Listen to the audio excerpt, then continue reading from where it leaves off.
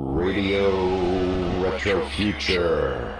Welcome, ladies and gentlemen, I'm Bonset, and this is a new episode of Radio Retrofuture. And today I actually have a returning guest, Tony Rogers, who was here on the Professor Phidias Fang series. And also a new guest, Chelsea Renaldi, who is working on a new project, Airship Wendigo. Welcome back, lady and gentlemen. Thanks for having me back. You're welcome. Well, of course, I'd like to start the show by telling you that if you want to help spread the show and promote all the artists that are on here, please give this video a like and, of course, subscribe to the channel if you haven't already. And we're almost at the 200, so it's my great ambition to have 4 more subscribers, so I have 200 subscribers when 2017 starts. But enough about that. Where to start? Tony, we already had you on the show, so yeah, I'll just put a link down below on the video on that. But could you summarize a little bit on who you are and what you do? Sure, yeah, so, I'm Tony Rogers. I do steampunk art, steampunk gadgetry. I write, and as of lately, I've been making films and movies and stories. All in the steampunk genre. Yes, thank you. And Chelsea, who are you and what do you do? Chelsea Renaldi. I am a model, actor, and now director for this project, as well as co-writing it.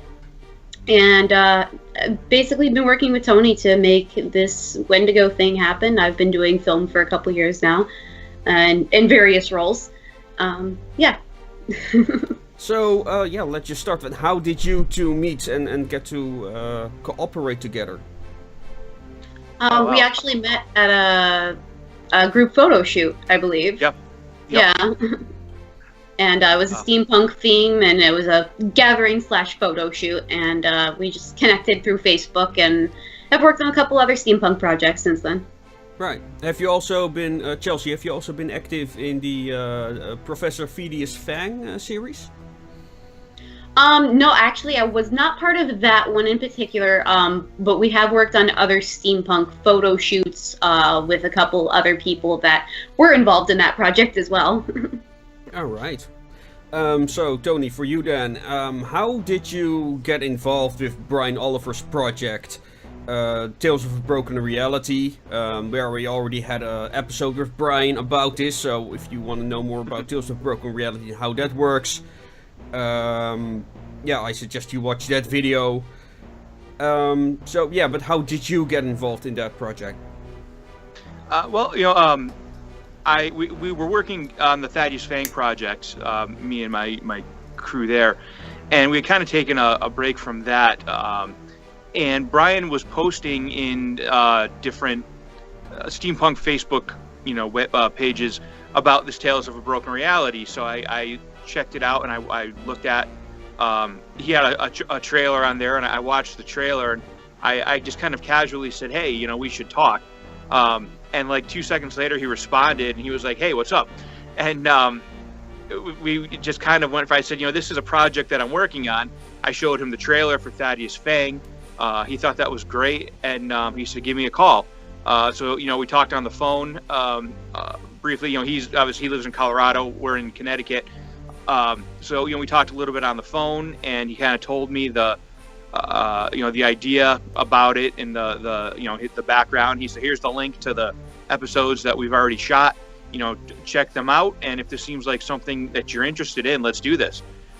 So I sat down, I think right after I got off the phone, and I watched all 3 episodes that he had sent me. It was about an hour and a half total. And I was like, yeah, I need to be a part of this. I want to be a part of this awesome project. And then I think the very next thing I did was contact Chelsea. So that's kind of how it went. I contacted Chelsea, and I said, you're the first person that came to mind when I saw this. Let's do something with this. And she was like, yeah, let's do this. So it was it was kind of a big ball of excitement that got us going. Right. Yeah. Chelsea, have you ever been you're an actor? Have you always excuse me, did you perform in fantasy or sci-fi related films and movies before? A little bit. I was a part of another YouTube series called Dr. Albright Files, which is sci-fi and very campy in the mystery science theater sort of way. And I've done a little bit of horror as well. I have actually a bigger background in horror, especially in production. So it was fun for this project to get, you know, a little bloody with some stuff and have fun with that. Right. Is there a big difference between acting in science fiction and, well, normal drama, so to speak? I think it's a lot more fun. There's a lot more room to have characters that might be a little over the top and a little more interesting in that way. So yeah, it's a lot more fun to figure out characters. Mm-hmm. And how did you get into steampunk? I think I came across it online at some point and, you know, was hearing things about it, seeing things. I mean, obviously I'd seen influences growing up, like Wild Wild West and stuff like that. But I've always been into, you know, the very artistic and anachronistic things. So seeing like a steampunk typewriter / computer is just, I was like, I need to know more. I need to see this happen to everything in my world. So. Okay, Bryan Oliver just typed something around the lines that he's probably gonna get fired because his boss is also watching this, apparently. So, anyway, so, yeah.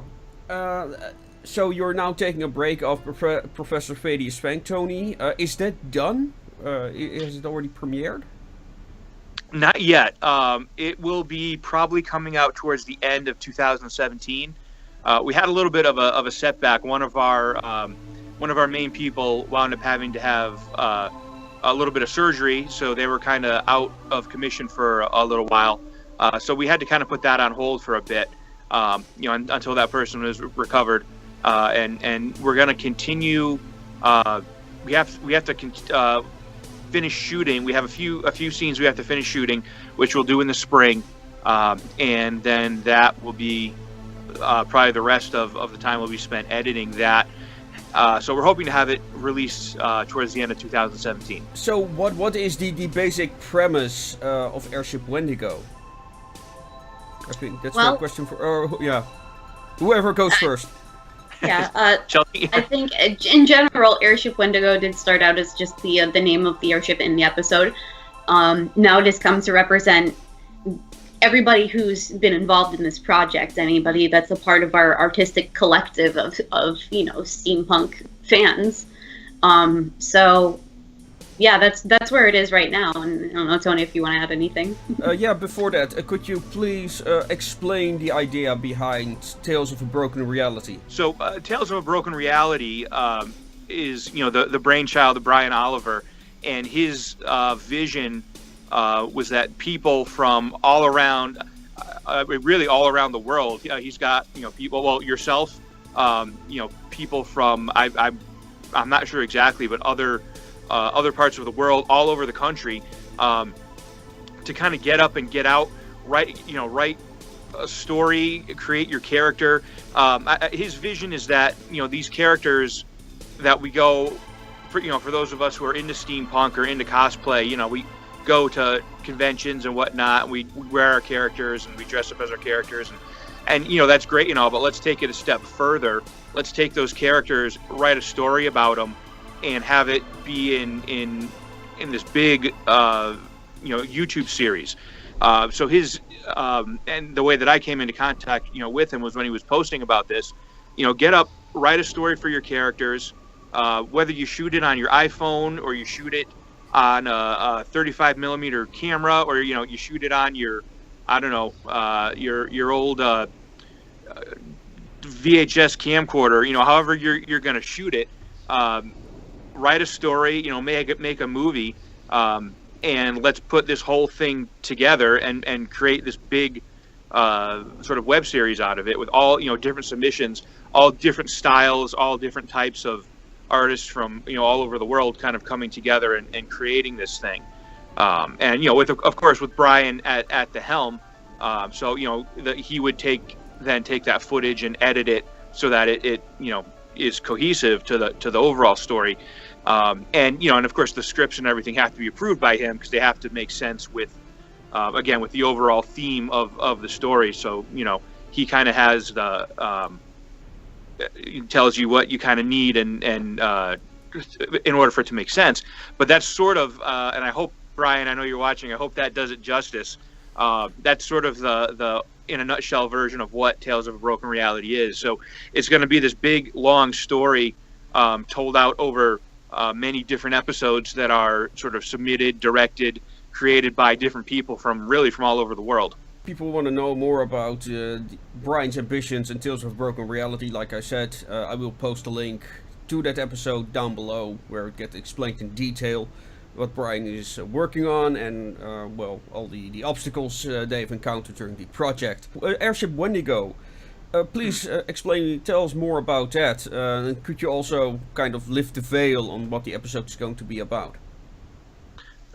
Sure, I'll start and then I'll let Chelsea take over, I guess. Yeah. So Airship Wendigo is really it's the name of the airship in the story that the crew is on. And for those of you who have watched the different episodes of Tales of a Broken Reality, the Tin Man is kind of the main villain. He's the big baddie in this story. And if you haven't watched it, I don't want to give any spoilers away, but he kind of takes a hiatus, we'll say, at the end of the third episode. He's gone off, and so his followers, he calls them carnies. They're kind of, some are staying loyal to him and some are kind of going off and doing their own thing. And so the ones that are going off and doing their own thing, people are looking for them. They want to hunt them down for different reasons. Everyone sort of has their own agenda. You have these 3 or 4 different, if you want to call them factions, throughout the multiverse that Bryan's created. And each one of them has a different means to an end. And so the crew of the airship Wendigo is hunting down one of Tin Man's carnies called the Naiad. And that's kind of where the story picks up, is as the crew is going in to try to capture her. And I play a bounty hunter named Slicer, who's been sort of hired by this ship to help them in finding her. And Chelsea, I'll let you take it from there. So that, I think that kind of sums up, that's the beginning of the episode. And their run-ins with the Naiad and some of the other Tin Man's henchmen, so to speak.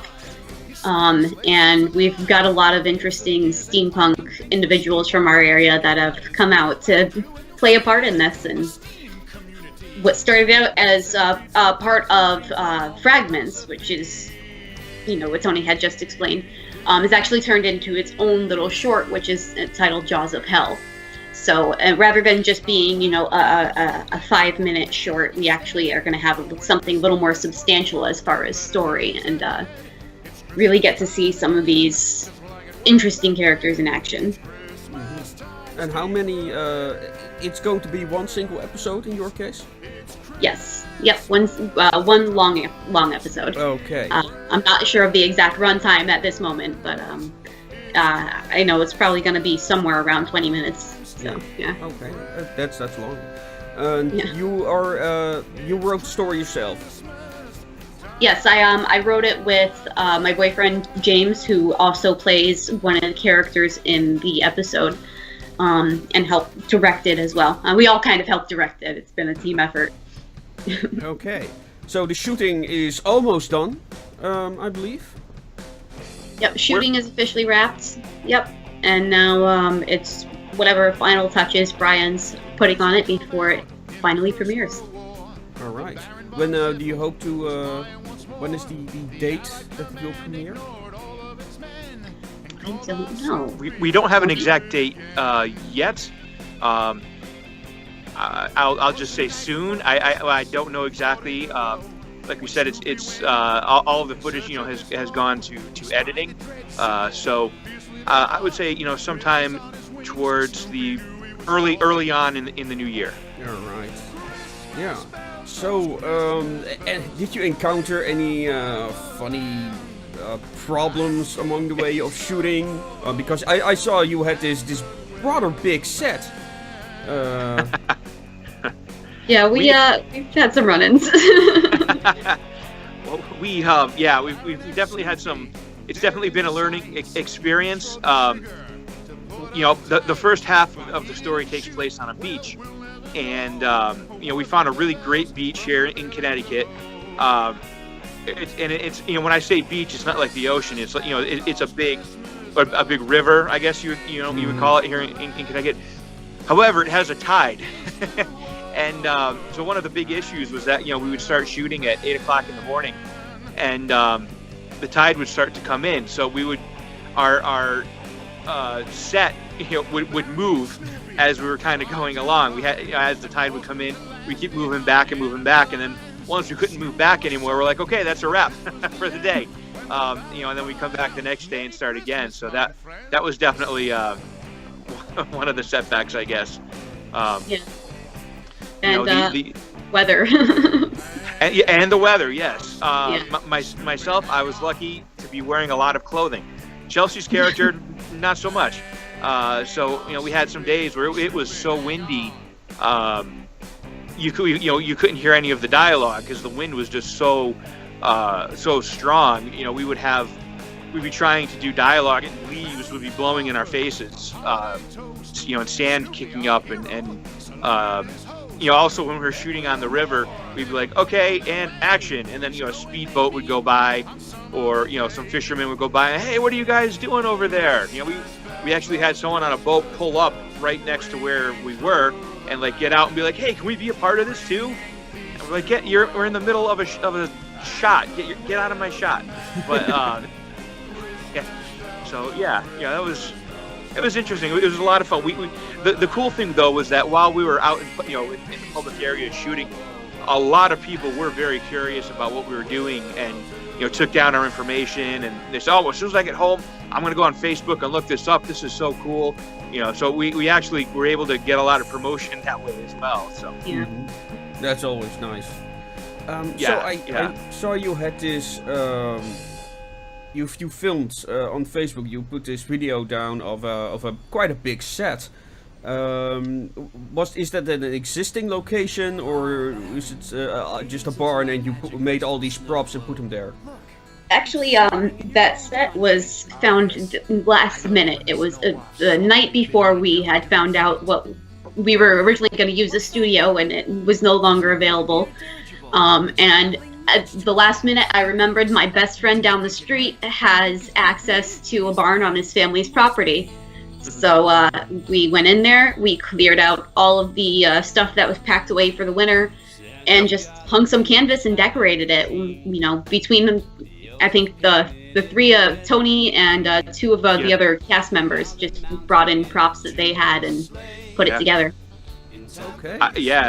It came together smashingly, if I could say. I mean, everybody, the whole crew, everyone just got in there and we just made it into an airship. It just came together great. All right.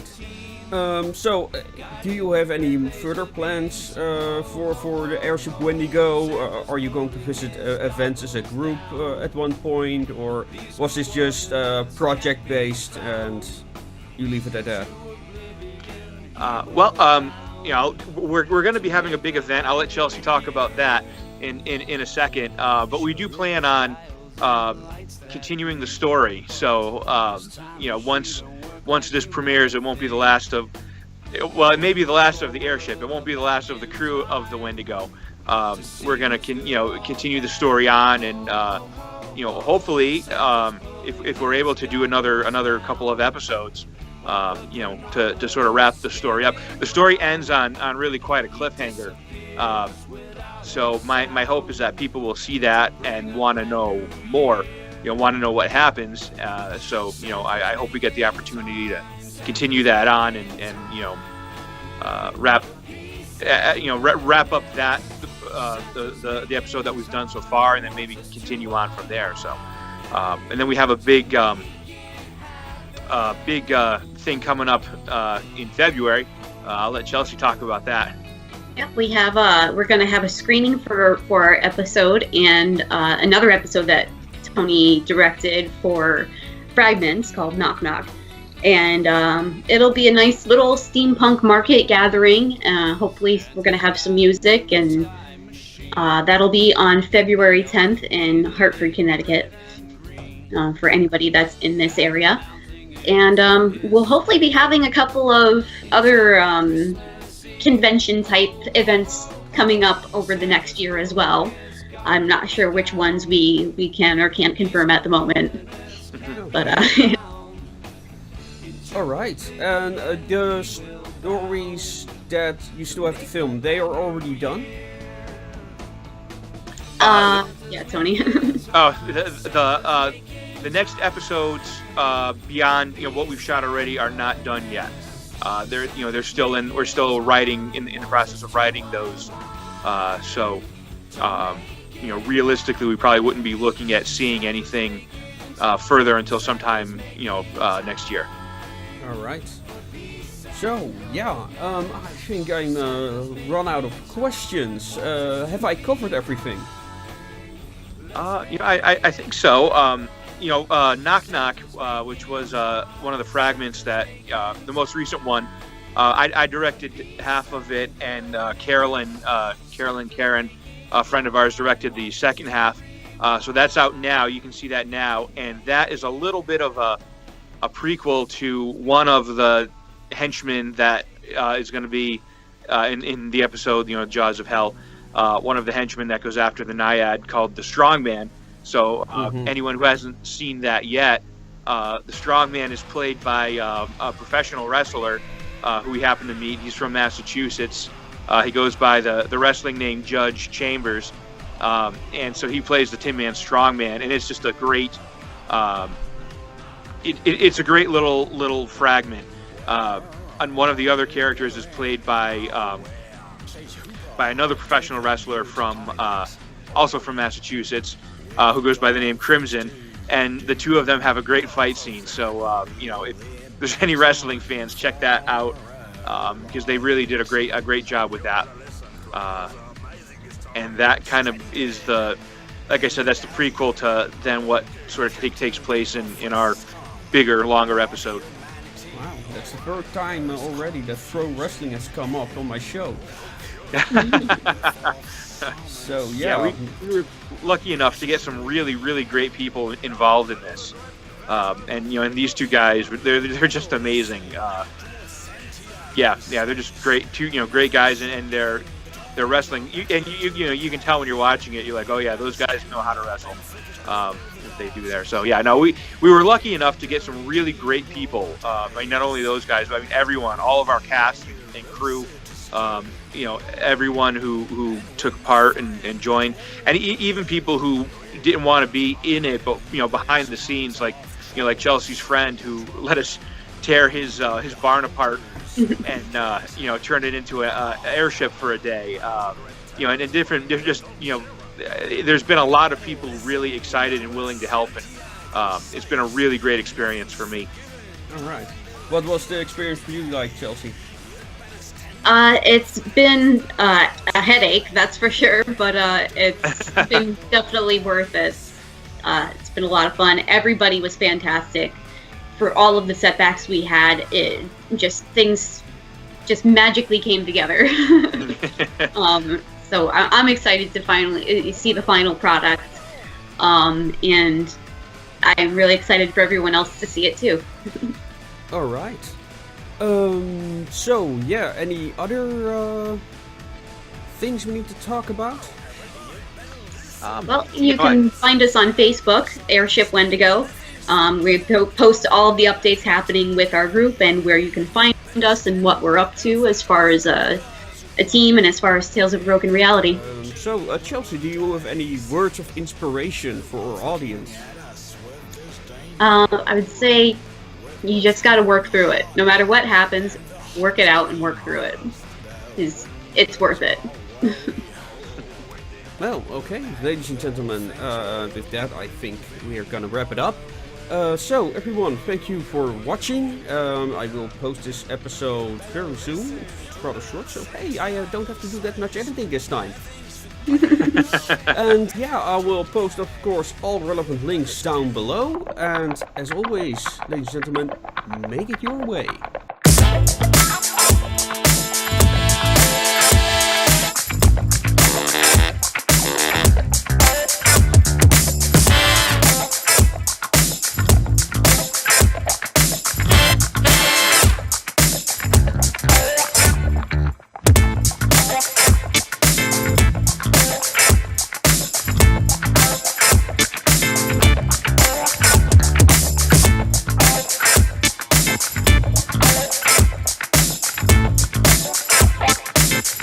Do it all once more. Watch me.